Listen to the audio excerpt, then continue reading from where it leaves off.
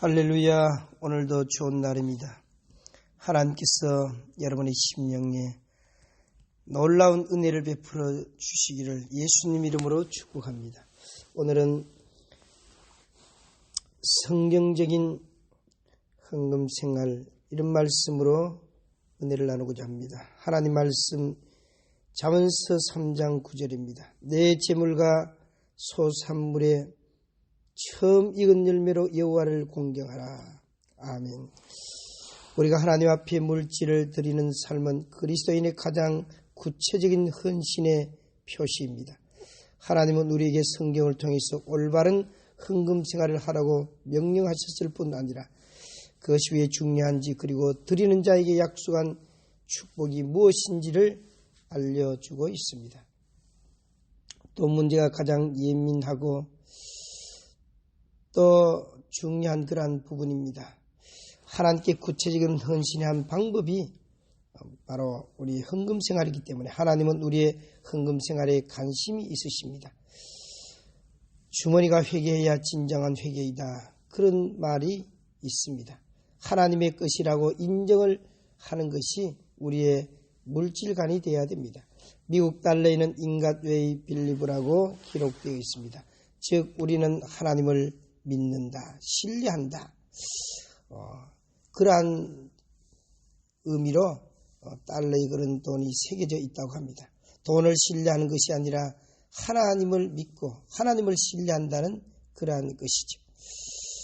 여러분, 돈의 정리에 대해서 오래전에 영국 런던 신문에서 돈이 무엇이냐, 그 돈에 대한 정리를 내려보라고 했습니다. 거기에서 채택된 그런 1등이 돈은 당신이 무엇이든 살 수 있으되 행복은 살 수 없고 어디든지 갈 수 있는 여비는 되되 하늘나라 여비는 될 수 없게 하는 도구다. 이런 것이 1등으로 채택이 되었다고 합니다. 미국 사람들은 1달러나 100달러나 이 돈의 크기가 같아서 또 색깔도 같고 숫자만 다릅니다. 그래서 미국 사람들 헌금할 때 절대로 졸지 않는다고 합니다. 1달러를 내야 되는데 잘못하다 100달러 낼 수도 있기 때문에 정신을 바짝 차린다고 합니다. 설교 들을 때는 졸다가 헌금 낼 때는 정신을 바짝 차리고 낸다는 그런 이야기, 유머가 있습니다. 우리는 우리 모든 소유가 본래 누구의 것인가를 깨달아야 됩니다. 신명기 10장 14절에 보면 모든 만물을 지으신 하나님께 속했다고 말씀했습니다. 학개서 2장 8절에도 은과 금이 모두 하나님의 것이라고 기록하고 있습니다. 재물을 얻게 해주신 분도 하나님이심을 우리가 깨달아야 됩니다. 그뿐 아니라 생명과 건강과 환경과 모든 재능 또 달란트 재료들을 주신 분이 누구냐? 바로 하나님이십니다. 그래서 예전에 훌륭한 하나님의 종이었던 우리 믿음의 선배들 중에 한 분이었던 어느 목사님은 시골 교회에 목회를 하셨는데 성도들 집집마다 돌아다니면서 11조를 거두러 다녔다고 했습니다. 왜 그렇게 했느냐? 성도들 하여금 물질적으로 어려움 당하는 사람이 없게 하기 위해서, 하나님께 헌금으로 헌신하기 위해서 하나님이 축복받는 그러한 성도들을 만들기 위해서 그렇게 했다고 했습니다. 재물을 성경에는 우리가 어떻게 생각을 했느냐? 마태복음 6장 19절에서 20절에 보면 우리의 재물을 누구를 위해 어디에 쌓아두라고 말씀했습니까? 우리 자신을 위해서 재물을 하늘에 쌓아두라고 했습니다. 그래서 이 땅에 재물을 쌓을 것이 아니라 하늘에 쌓아두라고 했는데 우리 자신을 위해서 하나님 앞에 드리는 헌금이 어떻게 우리 자신을 위해서 희생이 되는 것인지, 헌신이 되는 것인지 예수님의 말씀을 보면 하늘나라의 적금 통장과 같이 하나님 앞에 드리는 이 예물은 하늘나라의 상급이 된다고 말씀했습니다. 그래서 마태복음에 보면 너희 보물을 땅에 쌓아두지 말고 하늘에 쌓아두라. 그래서 하나님 앞에 드리는 헌금은 선한 것이요 하나님 받으시는 봉사요 우리 하나님께서 이 땅의 어떠한 투자보다도 가치 있는 투자라고 말씀을 하셨습니다. 어떻게 하늘에 쌓아둡니까? 주여 받으소서 던진다고 하늘에 쌓여지는 것이 아니라 하나님 앞에 헌금하고 또 주를 위해서 사용하는 것, 성령이 감동 주시는 대로 하나님 앞에 심는 것이 바로 씨 뿌리는 비유에서부터 많이 심는 자는 많이 심을 것, 많이 거둘 것이요 적게 심는 자는 적게 거둘 것이라고 말씀했습니다. 그래서 진정한 부자는 이 땅에서 은행에 잔고가 많고 부동산이 많고 자기 이름으로 된 그러한 재산이 많다고 해서 부자가 아니라 진정한 부자는 하늘나라의 부자가 참된 부자입니다. 왜냐하면 이 땅은 잠시 딱 가는 세상이고 하늘나라는 영원한 곳이고 그것은 영원히 남는 곳이기 때문에 하늘나라의 부자가 참된 부자입니다. 그래서 하나님의 뜻대로 우리가 물질을 사용할 때 그것이 하늘나라에 쌓여지게 되는 것입니다. 헌금과 구제와 또한 선행을 행함으로 말미암아 하늘나라의 보화를 쌓아둘 수 있는 저와 여러분 되기를 주의 이름으로 축복합니다. 이 땅에서 소유한 재물에 대한 우리의 책임이 있습니다. 우리는 하나님 맡기신 이 물질을 잘 관리하고 잘 사용해야 됩니다. 누가복음 19장 17절에 보면 어리석은 부자 이야기도 나오고 또 우리가 청지기임을 알게 해줍니다. 불의한 청지기에 대한 그러한 예화를 하면서 청지기가 나중에 주인 앞에 섰을 때 거기에 대해서 계산을 해야 될 것을 가르쳐주고 있습니다. 그러면서 불의한 재물로 친구를 사귀라 말씀했습니다. 이 말씀의 뜻은 하나님을 잘 사귀라는 것이죠. 하나님을 위해서 심고 하나님을 위해서 잘 쓰고 사용하라는 그런 뜻입니다. 우리는 하나님께서 맡겨주신 이 물질을 잘 관리하는 청지기입니다. 청지기는 어떤 생각을 가져야 됩니까? 내 것이 아니라 주인의 것이다. 사용할 권리와 책임이 내게 있지만은 거기에 대한 심판이 있다는 것을 깨달아야 됩니다.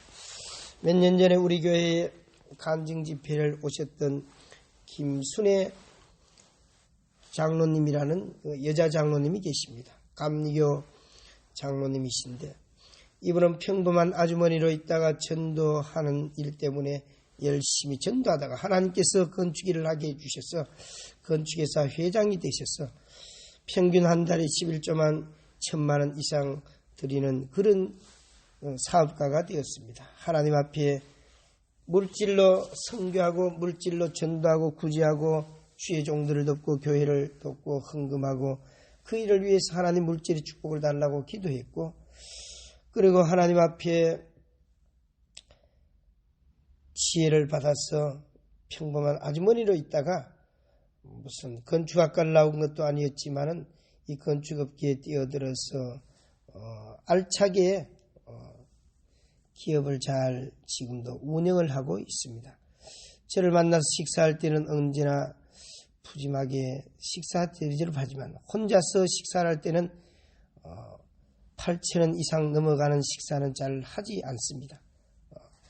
왜냐하면 하나님의 것이기 때문에 그것을 잘 관리하는 관리자로서 하나님 앞에 죄송한 마음이 들어서 그런다는 이야기를 들었습니다. 여러분 정말 물질적으로 축복을 잘 받기를 원하시면 헌금 잘 드리면 됩니다. 물질 축복의 비결은 드림으로써 받게 됩니다. 하나님 앞에 헌금을 드릴 때 우리의 자세가 어떠해야 됩니까? 이 땅에서 다 쓸 것처럼 욕심을 버려야 됩니다. 고린도후서 5장 8절에 보면은 욕심을 버려야 됩니다. 또 즐거운 마음으로 하나님 앞에 우리가 드려야 됩니다. 아까운 마음으로는 드리면 안 됩니다. 그래서 기도하고 하나님의 것임을 인정하고 하나님 마음에 감동 주시는 대로 내 마음에 감사가 되는 대로 물질을 정해서 하나님 앞에 즐거움으로 드리는 것이 하나님이 받으시는 그러한 기쁜 예물이 되는 것이죠. 그래서 찬송가에도 보면 내게 있는 모든 것을 아낌없이 드리네.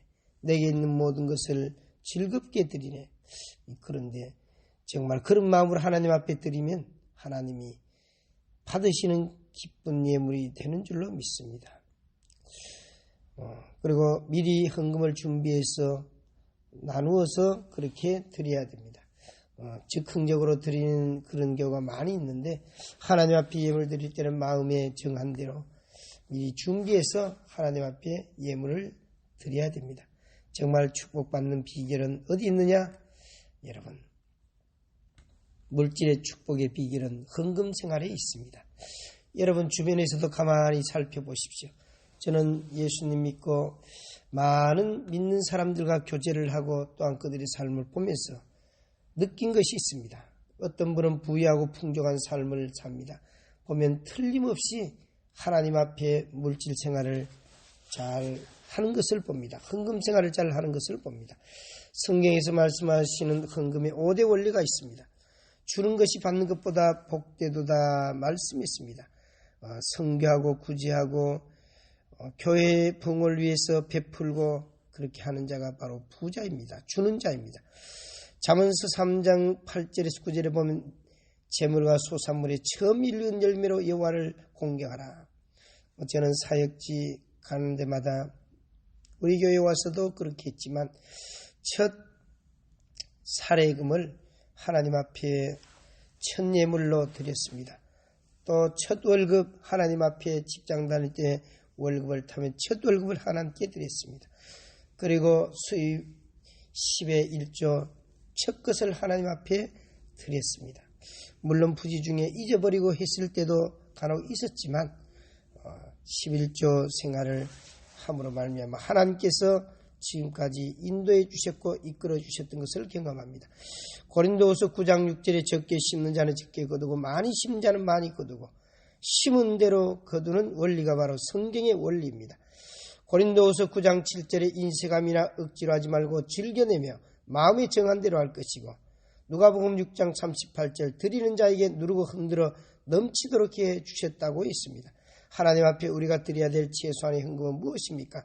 말라기 3장 9절에서 10절에 보면 10의 1조로 하나님을 시험해 보라 그랬습니다. 11조는 내 것 중에서 10분의 1을 드리는 것이 아니라 하나님의 것 중에서 10분의 9는 내가 가지고 10분의 1은 하나님께 드리는 것이다. 이런 인식을 가지고 11조를 드리면 하나님께서 은혜를 베풀어 주실 것입니다. 빌립보서 4장 18절에서 19절에 보면 다른 사람들에게 베풀었을 때 어떤 결과가 있느냐? 향기로운 제물이 되고 하나님을 기쁘시게 하는 것입니다. 그래서 구제하고 남을 돕는 것은 하나님을 기쁘시게 하는 그러한 제사라고 했습니다. 뿐만 아니라 영광 가운데 하나님께서 모든 쓸 것을 채워주십니다. 주님께서 왜 가난한 과부의 두 렙돈을 가장 귀하게 보셨느냐? 마가복음 12장 41절에서 44절에 액수는 가장 적었지만 퍼센트로는 가장 많이 넣었기 때문에 가난한 과부의 한 달 생활비 전부를 넣었습니다. 하나님께서 그 드리는 마음을 보시고 기쁘게 받으셨다는 것이죠. 이 시간 저와 여러분도 하나님 앞에